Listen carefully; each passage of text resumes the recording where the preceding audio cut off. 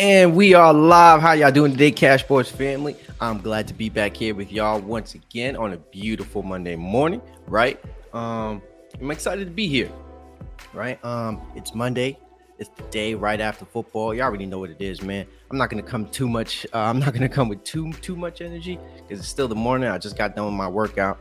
I do feel good. So for those who haven't got any workout in, man, get your workout in, man. Get it in the morning. Get it done out, out and early, so you can start your day just like I am. Before I get into the topic, I know we're gonna talk some football, but you already know the whole spiel. Please like and subscribe to Cash Sports Podcast. I would graciously appreciate it. It would only help the podcast grow even further and further, and then I can have more and in-depth conversations with you guys and the audience. And also, you guys see that Cash App at the bottom. Please donate graciously. It is optional, so anything I receive, like I said, is going to go back to the channel. Right, let's get into it now that I got that out the way. So week 4. Man, it was really exciting. It was a really exciting week for football. As always, man, it always it's always a good week for football, man. So I'm not even going to prolong it any further. Let's get right into the games and the takeaways from what I got from this week. Right. So first things first is the Eagles. Right. Eagles are the first team to go 4-0 in the season. Now, I think this was kind of expected to see, the Eagles go 4-0 on the year. I mean, I've kind of read that week by week. I was saying that the Philadelphia Eagles have just been a complete team in total. And right now, Jalen Hurts is playing phenomenal. He's playing at the level in which he should as a quarterback. Now, it isn't exactly Patrick Mahomes, Aaron Rodgers, Tom Brady, like tier 1 quarterbacks as of recently. Well, I wouldn't say as of recently. But he is playing at a level where he affects the game just like those guys, right? He's minimizing mistakes. He's a playmaker. He's doing his thing. I mean, Jalen Hurts, it's almost hard to root against this guy because he's such a playmaker, right? And then at the end of the day, you got guys on defense. That defense has almost little to no weaknesses. Now, I don't want to jinx it. Actually I do because I am a Giants fan. But, that defense, that secondary, that defensive front, I mean, they were all up on the Commanders yesterday, and then so it was just there was no competition. But with the Eagles being 4-0, I mean, this is just gonna show the NFC in total. Hey, you're gonna have to probably go through the Philadelphia Eagles when it comes to this conference, right? And then so as right now, there's nothing really much to say about where the Eagles go from here and what they can do. All they have to do is just really keep doing what you're doing. AJ Brown, even though he had just under 100 yards receiving, I mean, hey, he was still getting his touches. He was still getting his receptions. There was a couple missed throws that Jalen Hurts could have had, deep in the end zone. I believe there was one pass that could have been completed. That was to Devontae Smith, but it was a little misconnect. I mean, Devontae Smith couldn't really haul it in, but at the end of the day, they still won the game. No hit or miss there. And then so, let me see.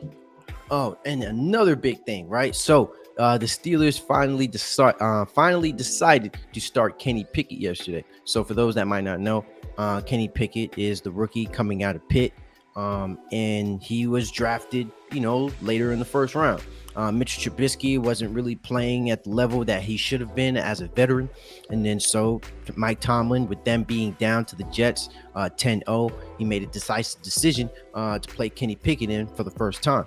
And, I dropped it short and people were thinking, I thought he was playing like in complete and utter dog shit. And, I was probably on him a little bit. People were probably saying that, my take was nonsense. But, that's fair. I take the criticism at the end of the day. I'm sitting here, I'm talking about athletes, I'm talking about people, and to some people, I'm talking about their favorite team. But, I mean, come on now. He didn't play all that well. Like, let's be honest. If it were any other quarterback in another situation, if it had been a veteran quarterback who played like that, come on now, you would have been honest with yourselves and say, no, he didn't play all that well. But, at the end of the day, I do understand the business of football. I do understand, how this works. And he's a rookie. right? He's gonna make those mistakes. He's gonna take those risks. They were saying, or some people were saying under the comments, saying, two of the interceptions weren't necessarily his fault. That's a fair statement. But that pass to Chase Claypool, I felt like maybe it was, like maybe 20-25% his fault to even make a play like that, because certain, you don't he didn't need to throw, because at the end of the day, it was still in double coverage. The corner made the safety or the corner made a play, and that's why it resulted in the interception. So, for anybody who plays quarterback, if you see two guys, regardless how good the ball is, no matter how good you place that ball, I mean, at the end of the day, you still threw it with two guys on him, and then so you still got to account for that, at least in that area. But nonetheless, I think he still played relatively well for his first time, but we're not going to hold that to him. As the weeks go further and further down, then we can have a better assessment, and then we can really critique him going into his sophomore year, because this is how I really evaluate quarterbacks. I don't just look at their rookie year and just say, okay, he's complete another dog shit, he's not going to be anything in his career. You got to pump the brakes. First year, it's really rare that you see a guy, lighting it up, a quarterback light it up in his rookie season. Let's just be known, it doesn't happen that often, unless the guy is like one of the few quarterbacks who really, ascends the moment they enter the NFL. So Kenny Pickett, that might not have been the case for his first game, right? Patrick Mahomes, in his first game, he didn't play the sort of way that Kenny Pickett did in his first game. But he didn't throw a touchdown in his first game. He had one interception. Now, that's completely different playing styles, completely different player. Patrick Mahomes is certainly not Kenny Pickett, and vice versa. But that just goes to show, man, once you get that first game up from under your feet, then, it goes from there. Another thing, too, Patrick Mahomes played against Tom Brady yesterday in Sunday Night Football, and it was relatively an exciting game. Todd Bowles' defense definitely took a blow. That Chiefs rushing offense was definitely getting it going, and Patrick Mahomes, as always, is making plays for that offense. I mean, you saw that touchdown in the corner, the one that he flicked. I believe, who did he throw that to? I believe it was Travis Kelce. I may or may not be wrong, but correct me if I'm right. Correct me if I'm wrong, though. And where he flicked the pass. And how many touchdowns did he have in that game? Let's see.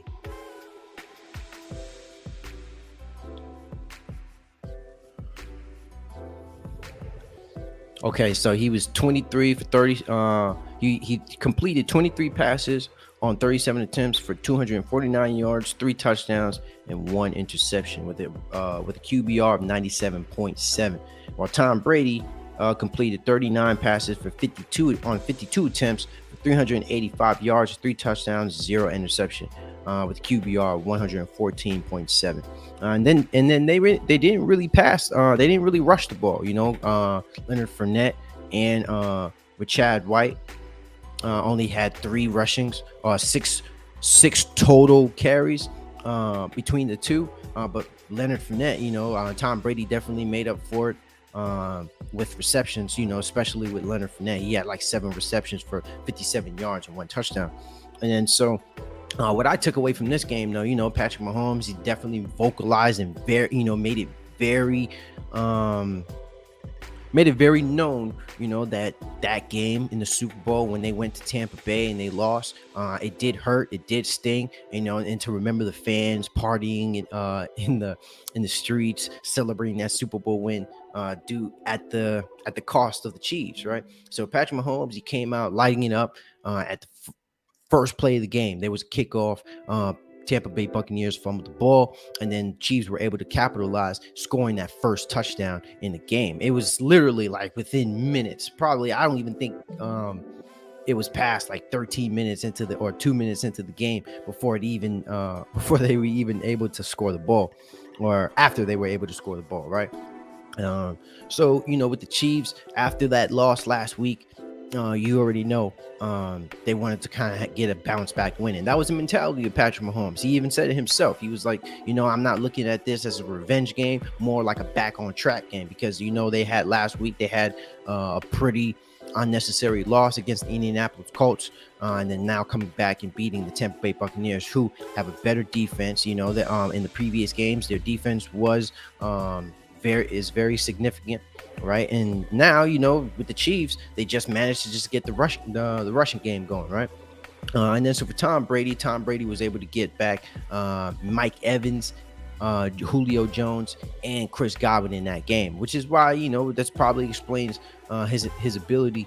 Oh, that probably explains Tom Brady's stats for that game, right? So Tom Brady did play somewhat phenomenal, but it was more so later in the game opposed to the beginning, because the Kansas City Chiefs were up by 11 at some point, and then the Chiefs, even though the Chiefs were trying to come back, I do believe they did come back within 10. I know that 11 points and then 10 points. I know that's not really a big difference, but the score was 41-31. It's just the fact that Bucs defense just could not stop that Chiefs offense. They were just lighting them up that whole game, right? Another game that I do want to talk about is another big matchup between the Buffalo Bills and the Baltimore Ravens, right? Let me bring those stats up just so I don't, I can reference that a little bit. Oh man, my thing is freezing.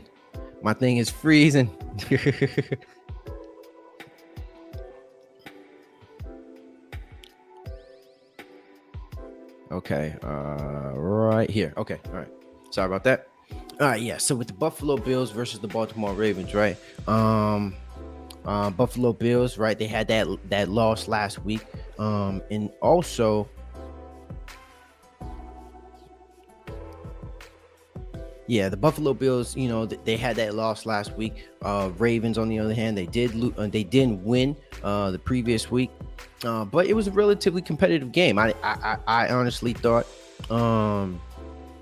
I didn't think the Baltimore Ravens defense were going to perform that well, because typically, holding the Buffalo Bills to 20 points or even 17 points or under 20 points for most of the game, up until the point where, Lamar Jackson started making mistakes later in the game. There was a very crucial interception that Lamar Jackson had thrown in the red zone, and that completely shifted the momentum of this game, and then you can't give those opportunities to a team like the Buffalo Bills and Josh Allen, because Josh Allen, even though he's a phenomenal player, that offense does move up and down the field. You don't want to give this offense opportunity. You don't want to give this team time to score the football. And then the fact that they were still able to keep the Buffalo Bills within this game, that just goes to show, the Ravens do have some, they have to make up some ground. There was a bit of a controversy as it pertained to the Ravens, what was going on the sideline with the play calling, with the direction of the team and how they were handling the game. Now, I don't want to get too much into that. I just want to kind of stick to the game itself, right? So, Lamar Jackson, for the most part, he did not have necessarily a great game. He completed 20 passes on 29 attempts, throwing for 144 yards, 1 touchdown, and 2 interceptions, right? But he also rushed the ball 11 times for 73 yards, but no touchdowns on the ground, right? And then so, with this loss with the Ravens, it definitely is a blow, because that's one of those wins you want to see come from Lamar Jackson and the Ravens, because especially with Lamar Jackson wanting a fully guaranteed contract, we have to look at this and we have to acknowledge, these are the games that truly matter. We're not looking at the Ravens and beating those small market teams or teams that necessarily aren't the best matchup when it comes to how good they are, but we have to be honest here. That loss against the Miami Dolphins definitely was a blow, even though he managed to score within 40 points, right? But this loss against the Buffalo Bills, I say we shouldn't hang it on Lamar Jackson and the Ravens just yet, because it still is a very tough division, though. So those 2 losses, it did hurt. They're in a tough division, so you have to kind of annotate that as a team, as a whole, because even though the Browns aren't necessarily, they're not the best team, but they're still a good team. The Cincinnati Bengals, you can never really overlook them anymore now that now that Joe Burrow is there. And then Steelers, that matchup between the Baltimore Ravens and Steelers, that's always going to be a hard fought battle. That's like war right there. So that's how I look at it. So with that being said, let's go to another game, right? Another thing though too, Arizona Cardinals beats the Panthers. As always, man, the Cardinals, I don't know what it is. They just always manage to start the game late, as I believe they haven't scored in the first quarter since the season started. But as the game gradually moves on, the Arizona Cardinals seem to start, hitting the stride or getting the momentum later in the game. And then so, with the Arizona Cardinals, without them having DeAndre Hopkins, is certainly a blow because I believe he comes back in week 7. But Kyler Murray, man, he's a guy, he's a playmaker. He's just a guy that just knows how to make plays, when to make plays, and he's just that guy. This is the reason why the Arizona Cardinals paid him. Now, he completed 23 passes for 32 attempts for 207 yards, 2 passing touchdowns, and 1 interception. And then we had some guys receiving, like Marquise Brown. He had a fantastic week last week, and then now this week he hauled in 6 receptions for 88 yards and 1 touchdown. And then so for the Panthers, right, Baker Mayfield.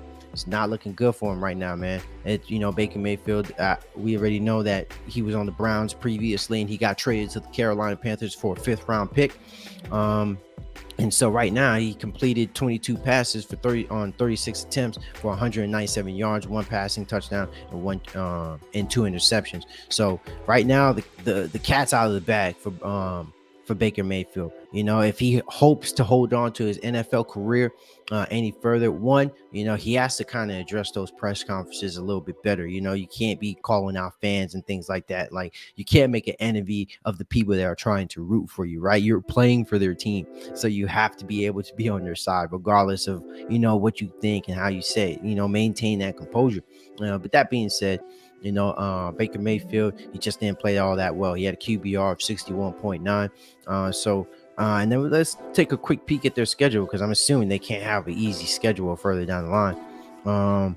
They have the 49ers next week. They have the Rams after that, the Bucks, Falcons, Bengals, right? The Ravens still, Broncos, Steelers, Bucks again, and then the Saints. So it's going to be really, really tough for the Carolina Panthers, man. We already know that they were going to have a losing record coming into the season. But it was really going to be, we were really going to look at the Carolina Panthers on how we measure Baker Mayfield and how good he is without being in that Cleveland Browns system. Because the biggest thing about it was Baker Mayfield was benefiting basically off the Cleveland Browns roster. Off the previous years, if you guys remember, we were saying how good the Cleveland Browns roster was. Some people even saying that the Cleveland Browns could even go to the Super Bowl, which is just crazy to me. But the fact that now that Baker Mayfield doesn't have an O-line, doesn't have Nick Chubb, he doesn't have the weapons that he had in Odell Beckham Jr. and Jarvis Landry, he's a completely different situation. And now you're starting to see, or we're starting to see what type of quarterback he really is under a different system. Now, is it fair? There's a bunch of different things that factor in. Obviously, Matt Rule is just not the guy for the job. And then Ben McAdoo, a guy who was previously the head coach for the New York Giants, nothing to be convinced about, right? So it's relative. The offense has just been relatively poor as far as I'm concerned. In another game, right? Another game that I do want to talk about is the New England Patriots and the Green Bay Packers, right? So that was a very interesting game. So the Patriots, we already know coming into this week, New England Patriots, they had some injuries at the quarterback position. Mac Jones has an ankle sprain, so he was not going to be playing this week. And then so Brian Hoyer was going to be filling in for him. But in that game, he got injured himself. And then so that's why he wasn't able to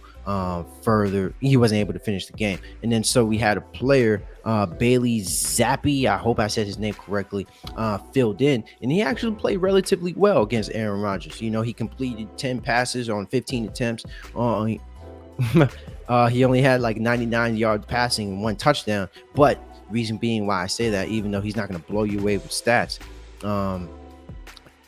the New England Patriots were still able to stay in the game against a defense like the Packers and against a quarterback like Aaron Rodgers. All right. So I know that, with the New England Patriots, whenever they have a young quarterback, they stick to their guns, defense and rushing. They run the ball with Damian Harris. Last week I think he had a relatively decent game. Even this week he had 18 carries for 84 yards and 1 touchdown. And then, by the way, Zappy had QBR of 107.4. So with that being said, this helped the New England Patriots and go into overtime with the Packers. So Aaron Rodgers, with these young guys and the guys that he's playing with, you can see that there's still some level of frustration with some of these young guys, because there was a touchdown late in the game, late in the fourth. I believe it was 2 minutes left when Aaron Rodgers threw a pass to, I believe, Dobbs, if I'm not mistaken, late in the late in the fourth quarter. And he dropped the ball, right? He caught the ball, and then going down, he was unable to maintain control, and then that literally would have been the end of the game. So I'm not gonna lie, it wasn't really a convincing win for the Green Bay Packers. I mean, you were going to overtime with a New England Patriots team that's definitely not the same as it was with Tom Brady as quarterback. And then, so for the Packers, I wouldn't look at this win as something to be too convinced about. But at the end of the day, you still got that dub. Just take it week for week, right? And then also one more that was a really exciting game was the Denver Broncos versus the Las Vegas Raiders, right? It was kind of a back and forth game. I watch the way I watch these games. I watch it on Red Zone, so it goes back and forth. It's a lot of games happening simultaneously. It's just the best way I like to watch football. Russell Wilson, he played better this game. The offense had something going, but the Raiders was just able to get things going, throughout the whole game necessarily. Whenever I felt like the Denver Broncos, they just weren't able to get a stop, but I felt like the Las Vegas Raiders, they were just completely motivated to get that first win on the table, because going 0-3 is definitely discerning. And then you don't want to go into week 5 0-4. So I say that much, with the Las Vegas Raiders, Derek Carr didn't have the best game necessarily. He completed 21 passes on 34 attempts for 188 yards, 0 touchdowns, 0 interceptions, which is relatively pedestrian, but nothing too crazy. I mean, but Josh Jacobs, he had 28 carries for 144 yards and 2 touchdowns. So, but Devontae Adams, he still had 9 receptions for 101 yards. So he was still able to get his numbers.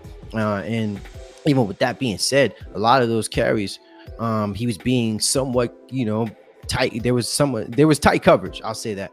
I believe the distance was like 1.3 yards between the distance between Devontae Adams and the defender that was guarding him.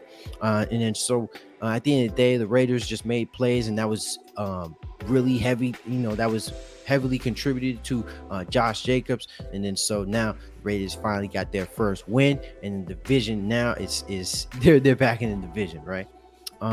So tonight's game is the Los Angeles Rams versus the 49ers. And I'm excited for it. Today is Monday Night Football, and I can't wait to see it. I hope I was able to talk about some things that you guys were interested in. And if I want to put out some other games too. Atlanta Falcons, they beat the Cleveland Browns yesterday, 23-20. My Giants also 20-12. Also, I kind of do want to talk about that game also. The Giants. It was one of those low scoring games. I believe this is maybe the first time we've scored 20 points on the season, but we're running through quarterbacks, man. Daniel Jones got hurt in the middle of the game, and then Tyrod Taylor got hurt, and then so we had to put Saquon Barkley in as quarterback. We had to switch to the wildcat position. And then so Saquon Barkley, man, I already know that he was a great player. I just personally didn't feel like we needed to draft a running back so high. Nothing to say about his personal ability and skill, because we know he was a phenomenal player.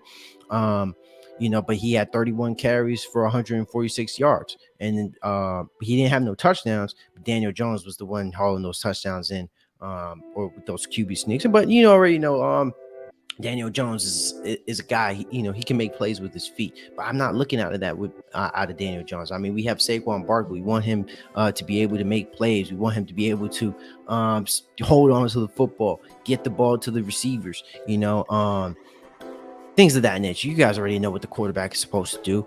I could say this probably like a million times, right? And so with Daniel Jones and the Bears were just like relatively pedestrian.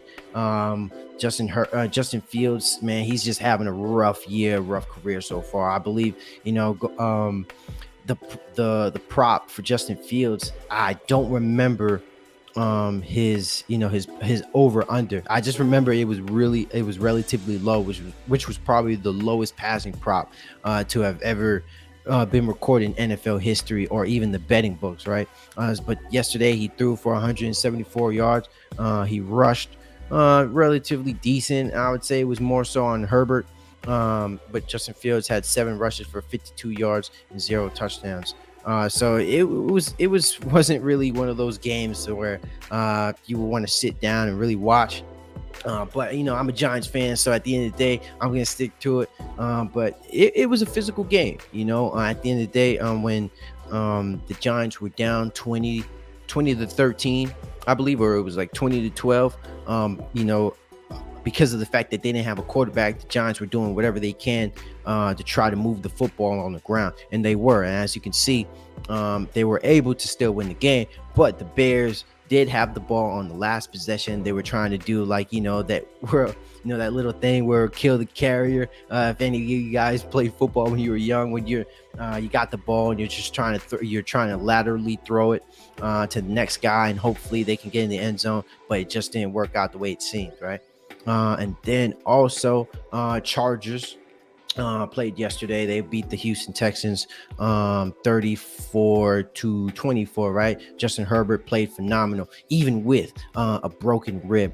He completed 27 passes on 39 attempts, going for 340 yards passing and 2 touchdowns. So he had a QBR of 113.2. Eichler also had a phenomenal game. Austin Eichler had 13 carries for 60 yards and 2 touchdowns, and also he had 6 receptions for 49 yards and 1 touchdown. And then Mike Williams had 7 receptions for 120 yards and 0 receptions. And then the other person who also had a touchdown was Everett.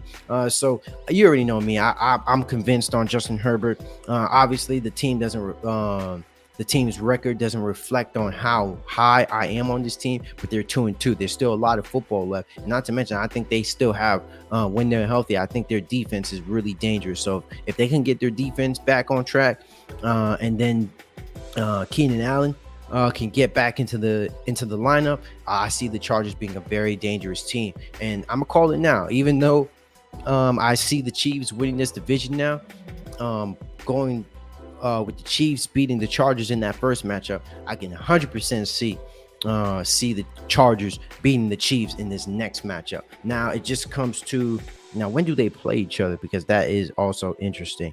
The Chiefs play the Chargers once again on November 20th, so week 11. So when they play week 11, we're definitely gonna have a better assessment of this division. And for me right now, I see the top the teams, the Chargers and the Chiefs, being the 2 teams really battling for this position.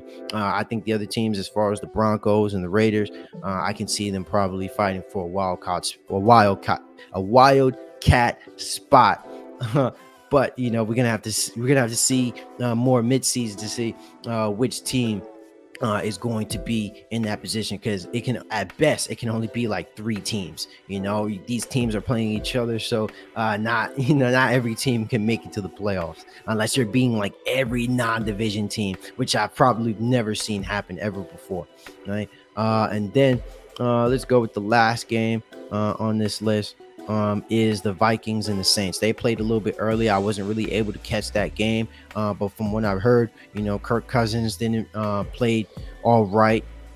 Justin Jefferson, having relatively not the same numbers he had against the Packers, but this week he was able to kind of resurrect his name in notoriety with 10 receptions and 147 yards, but no touchdowns, right? So it was a great game for for the most part. Justin Jefferson, right, one of the best receivers, the way I look at it, in the league.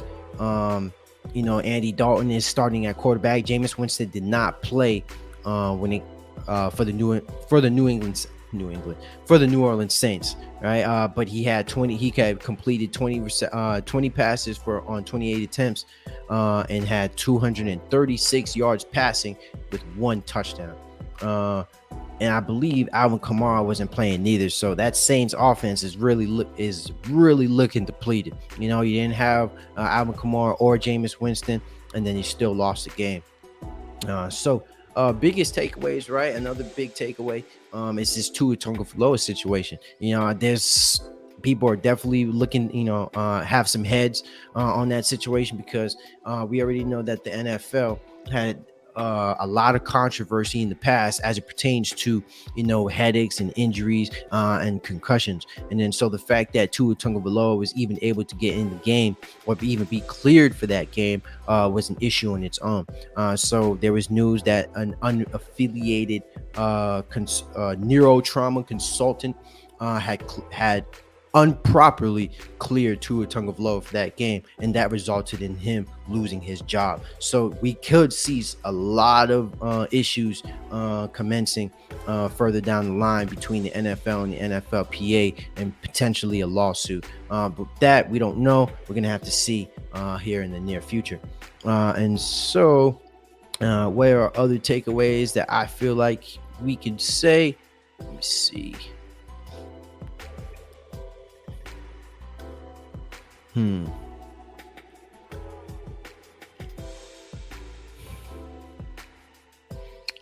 Okay.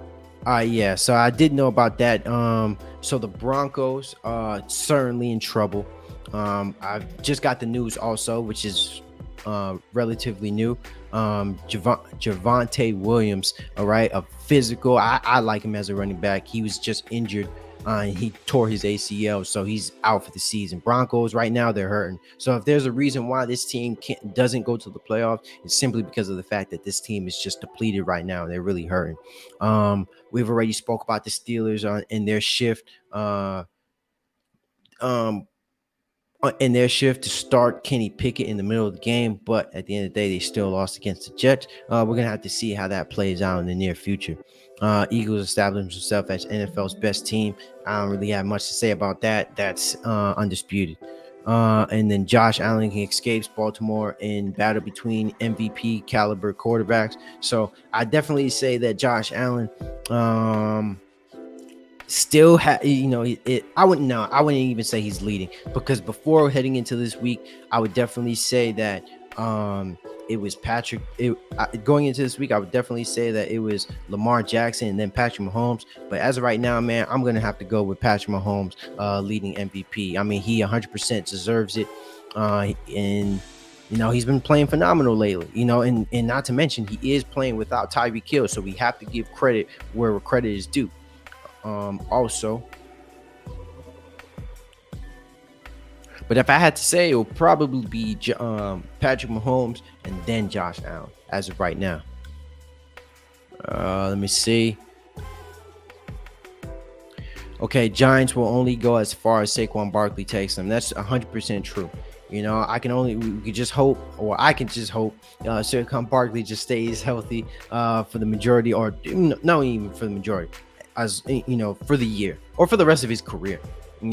As of right now, we don't have a quarterback. I don't look at it, even with Daniel Jones in the lineup, I don't see him as somebody saying, oh, he's our quarterback. He's there to fill in the position. But I'm looking for Saquon Barkley to have some big numbers. I hope he even has a 2,000-yard season, in my opinion. Colts offensive line in limbo as Jonathan Taylor undergoes test on ankle. Yes, so the Colts, even though they won that game, sorry, my mistake. The Colts lost that game. They lost. So even though the Colts lost that game, they lost Jonathan Taylor, right? The leading rusher last year of the season. And that wasn't the case, heading into this year. Right now, it's looking like Nick Chubb could be the leading rusher for the 2022 to 2023 season. And then so Jonathan Taylor, he still managed to have 70. He still had 71 yards rushing, but that's been fewer in the 3 consecutive weeks. On Sunday, he rushed for. I'm sorry, I read that wrong. Colts opponents have held Taylor to 71 yards or fewer for the first 3 consecutive weeks. On Sunday, he rushed for a season low 42 yards before his early departure. So teams have relatively been holding Jonathan Taylor under that 100-yard mark. They're not allowing this guy to do what he did last year. But the Colts did have a phenomenal line. So it might have looked like last year. I wouldn't say it is a fluke, but it was definitely something. I would definitely say it was more of an opportunity thing for Jonathan Taylor. But I do believe, hopefully he's not out for the season. He can get back on track and hopefully put up some type of numbers or better than what he's been doing in the previous 3 weeks.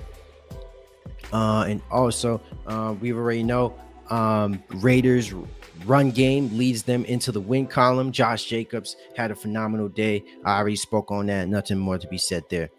Packers wide receiving unit starting to come together. I would say that. Yeah, just watching it, I would still say that I wasn't convinced on the Packers. But we're gonna have to see more of that in the midseason. We already know when it comes to football, you can't talk nothing until it starts to become the midseason, because midseason, that's when it starts to get cold. That's when teams are running the ball more. That's when teams start to get physical and they're trying to get into that playoff spot. And then also key Broncos banged up after loss with Raiders. So they did lose some guys, Gregory, Randall Gregory and Williams later, who were carted off, will get MRIs for knee injuries, right? And then so though 4 weeks, Gregory has recorded 9 tackles, 2 for loss, 2 sacks, and 2 forced fumbles. Williams leads Broncos rushing attack with 204 yards. Running back Mike Boone, who had an increased role after Williams' departure, dropped a pass in open field on 4th down before the Raiders went into victory formation Sunday, right? So I probably, I missed that one. I didn't see that they dropped that pass. Or the backup running back dropped that pass. So that was probably a huge one. They probably definitely could have gotten that win against the Raiders. But you win some, you lose some, right? So you can't get them all. And then also, let me see. All right, so that's the last one. So that being said, I really hope you guys, thank you for tuning in. Thank you everybody that tuned in into Cash Sports Podcast. I graciously appreciate it. Please like and subscribe to Cash Sports. I definitely have more videos coming up on the way. Tonight, remember, is the San Francisco 49ers versus the Los Angeles Rams, who are the defending champions. You can watch that on ESPN, right? And also, if you guys are buying game tickets, I made a mistake yesterday. If you guys are buying game tickets, use the promotion Cash Sports, right? You see my name right there, Cash Sports, in all caps, no space. I'm gonna repeat it again. Actually, you know what? I'm gonna type it in the comment section.